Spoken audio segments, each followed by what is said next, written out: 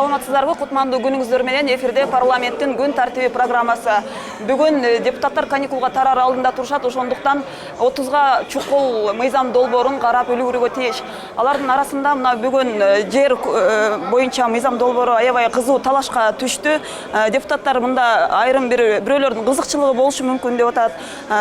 Сиз айтсаңыз, Турой Закирович, мында кимдин кызыкчылыгы болушу мүмкүн? Жок, бул мыйзам долбоору өкмөт тарабынан кирген. Ошондуктан эми өкмөттүн эле баягы мамлекеттик структуралардын эки тараптуу көз карашы пайда болуп калды да.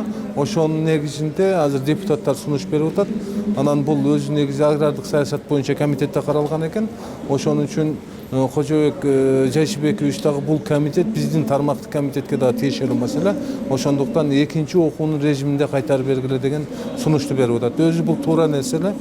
Мыйзам мындай жакшы элге керектүү, анан кийин кынтыксыз болуш үчүн профилдик комитеттердин баарында каралганы бул туура да.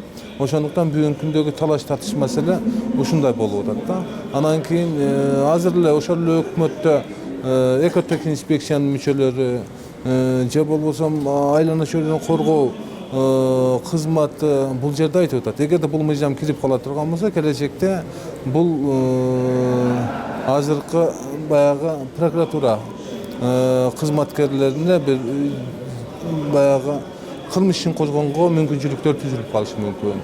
Мыйзамда коллизиялар чыгып калышы мүмкүн деп атат. Ошондуктан биз ойлойбуз, бул мыйзам долбоорлоруну Кудай буйруса кайра карап чыккан бул туура, мен депутат катары кайра карап чыккан бул туура болмок да. Эгерде мынчалык талаш болгондон кийин бул талаш маселени биз чечишибиз керек. Мына Рыскелди Чыныбекович өткөндө комитетте дагы бир мыйзам долбоору талкууланды. Бул телерадио көрсөтүүлөр жөнүндөгү мыйзам долбоору.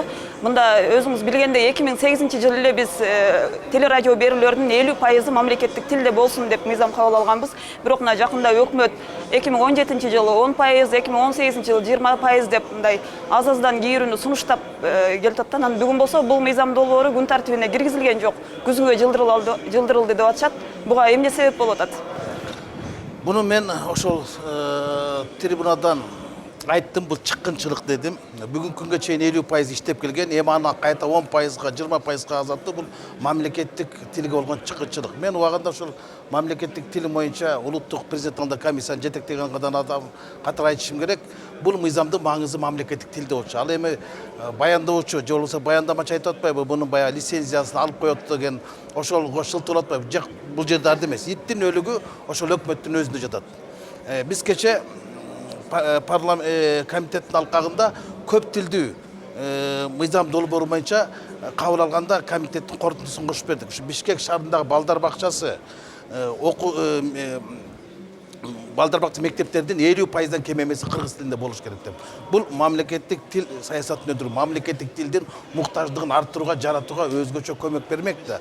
Анан бүгүнкү мыйзам долбоорун алып коюшу бул эң туура эмес болду. Дегеле мамлекеттик тил болгон чыккынчылык болду. Мен ошол жерден Байдылдан Сарногоевдун ырын айттым, намысына тийип айттым, бирок негедир кесиптештерим муну колдоп алган жок да. Уйдун тилинде мөөрөйт, койдун тилинде маарайт. Уй менен койго жетпейди, улуттун тилин бири дедичи. Ушул сөз да жетпеген кесиптештериме мен айткым келет эле да, анан буларга башка сөз таппай турам да. Негизинен мунун маңызы мамлекеттик тилде болчу. Ошол жерде абдан жакшы жазылган. Кечки саат 6-дан түнкү саат 11-ге чейин 50% теле берүү радио уктуруу программасына мамлекеттик тил кириши камсыз болуш керек болчу. А бизде кандай? Кечки саат 6-дан 11-ге чейин орус тилдүү программалар 70-80%га чейин чыгып кетет. Кыргыз тили жанагы жаңылыктар болбосо башка камтылбайт да. Мына ошол жөнгө сала турган мыйзам болчу да. Биз буга чейин жанагы Кожобек Рыспаевдин мамлекеттик тил жок массалык маалымат каражаттык мыйзамды кабыл алганбыз да. Бул ошого шайкеш келмек. Бирден эч кандай трагедия жок болчу. Эмне үчүн мындай артка кеткени бул баягы жеке кызыкчылык, амбициялардын артынан ушул мыйзамды 2 айга артка жылдырып жиберишти. Бул мыйзам долбоору боюнча Турой Закирович, сиздин позицияңыз кандай? Эми бул бүгүн мыйзам долбооруну баягы талкуу кылган күн эмес да. Бул жерде күн тартиби боюнча маселе каралып атат да. Биз дагы Кудай буйруса баягы мамлекеттик тилди колдоо боюнча норманы сөзсүз баягы коргойбуз. Ошол маселени мыйзам өзүндө калышын каалайбыз да. А бирок бул жерде эки маселе болуп атат. Мамлекеттик тил, анан кийин кыргыз мамлекетин Кыргызстан ичинде баягы даярдалган продукция жөнүндө сөз болуп атат да. Ошондуктан ушул жерде эми талаш тартыш маселе бар экен. Анан кийин бул деле мисалы үчүн бүгүн кайра жөнөтүү, күн тартибинен алып салуу бул таптакыр мыйзамды четке кагуу эмес. Бул мыйзам долбоорун эми комитеттен кайра тыкыр иштеп чыгып, азыр бүгүнкү күндө эски мыйзам иштеп атат Кудай буйрса. Ошон үчүн тыкыр иштеп чыгып туруп, анан кийин талкууланып чыкса жакшы болот да. Эми мен бул баягы өзүм депутаттык көз карашым, анан кийин кандай баягы талаш тартууну жараткан нормалар боло турган болсо, аны сөзсүз аныктап тактап алышыбыз керек. Анан кийин биз өзүбүздүн позициябызды ошондой эле мамлекеттик тил боюнча ошол норманы биз сактаганга биз өзүбүз мисалы үчүн сөз турушубуз керек да. Бирок өкмөттүн ким ошону чакыртып алды, эмне себеп болду, ошол маселени да угууга биз милдеттүүбүз да. Ошон үчүн мыйзам бул келечекте баягы башка мыйзамдарга каршы келбей тургандай норма менен иштей турган закон болуп чыгат да. Бизде көптөгөн мыйзамдар кабыл алынат. Бирок ошол эле учурда аткарылышына келгенде өтө баягы проблемалар жаралып калат да. Ошондуктан кээ бир мыйзамдарыбыз таптакыр иштебеген мыйзамдарыбыз бар да. Бул мыйзам чыгарып эле баягы биз сапатын эмес санына көңүл бурушубуз керекпи? Же болбосо келечекте ошол мыйзамды өкмөткө аткарууга мүмкүнчүлүк түзүп беришибиз керекпи? Ошон үчүн биз баардык көз караштарды, баардык тарапты сөзсүз эске алышыбыз керек. Төрөбай Закирович, айтсаңыз, мына бүгүн күн тартибинде добуш берүүгө соттордун статусу тууралуу мыйзам долбоору коюлууда. Мында деген кандай нормалар кирип атат, кандай өзгөрүүлөр кирип атат?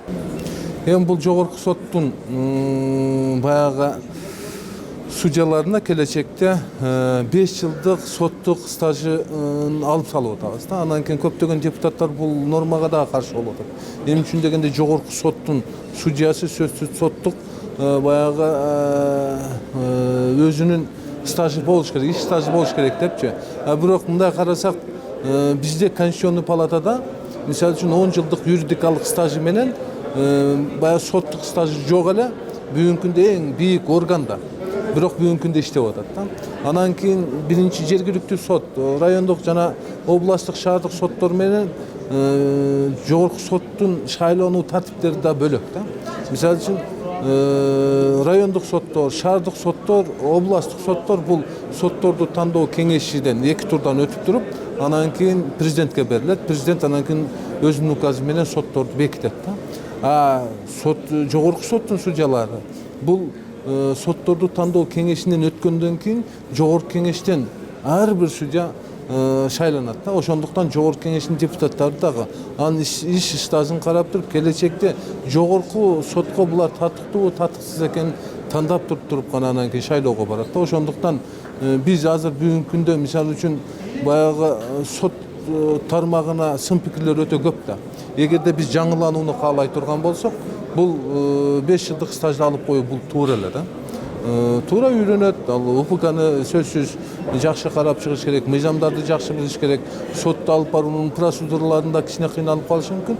Бирок кээ бир депутаттарды өзүңүздөр билесиздер, биринчи, экинчи жолу келип туруп эле, мисалы үчүн ошол жерде комитеттин төрагасы же болбосо жогорку кеңеште баягы төраганын орун басарыга чейин көтөрүлүп, бүгүнкү күндө эң жакшы иштеп өзүн көрсөттү да. Ошондуктан биз өзүбүздү анан кийин келечектеги практиканы же болбосо ошол сот тармагындагы коррупцияны жоюуга аракет кыла турган болсок, анда биз ушул келечекте ушул 5 жылдык стажды алып койгон туура эле деп мен эсептейм да. Бул норма бар. Конституционный палата бул эң бийик баягы сот органдардын бирөө болуп эсептелет. Ал жерде соттук стаждын сөзсүз кереги жок. Юридикалык стаж менен бүгүнкү күндө иштеп атат. Өтө жакшы иштешип атат. Рыскелди Чыныбекович. Мен бул мыйзам долбооруна карама каршы пикирдемин да. Биз сот реформасы аксап жатат дейбиз дагы, ал эми жогорку соттун судьядан болгон талапкерлерге жанагы иш тажрыйбасынын төмөндөтүп атпайбызбы 5 жылгачы.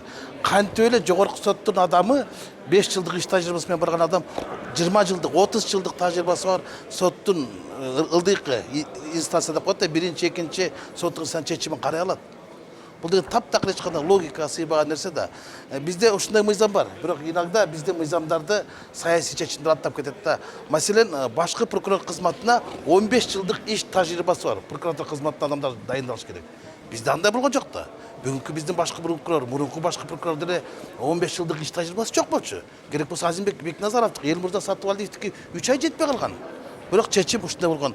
Азыр деле буну мыйзамдын кереги жок болчу. Эгер бизде саясий чечим кабыл алып болсо, алып барабыз жогорку соттун төрайымдыгына кимде болбосунчу. А бирок жогорку соттун мүчөлөрү 10 жылдан кем эмес иш тажрыйбасы болуш керек. Анткени алар адамдын тагдырын, мамлекеттин тагдырын чечет. Ошолор ылдыйкы биринчи, экинчи отурушундагы немени карап көрүш керек да. Юридикалык иш баягы тажрыйбасы, баягы стажчы. Бул 10 жыл болуп эле турат. Бул жерде сотто иштеген иш тажрыйбасы жөнүндө сөз болуп атат. Эми 5 жыл сотто иштебеген адам кантип соттун актыларына, чечимдерине, өкүмдөрүнө баа бере алат? Кантип биз сот реформасы? Мисалы, азыркы көп жыл иштеген соттор деле баягындай туура эмес чечим чыгарып. Мына биздин сот реформасы тактап атканы бул соттордун жанагы жоопкерчилигин, мыйзамалдуу жоопкерчилигин жогорулатыш үчүн эң ириде сотторду тандоо кеңешине болгон талапкерлерди такташыбыз керек болчу. Бүгүнкү күндө 24 жанагы соттор тандоо кеңешинин 8 гана соттор менен мындай тааныштыгы бар да. Калгандардын бардыгы сот жөнүндө эч кандай түшүнүү жок. Журналисттер, милициялар жүрбөйбү? Алар кантип сотторду тандайт? Нонсенс. Бизде сотторду тандоо кеңеши боюнча дагы бул мыйзам менен кабыл алынган да. Мыйзам менен кабыл алынган, андан кийин бул өз негизи Кыргызстанда 2 жолу революция болду. Революциянын негизги баягы түртүүчү нерсеси да бул соттордун чечимине каршы болду да.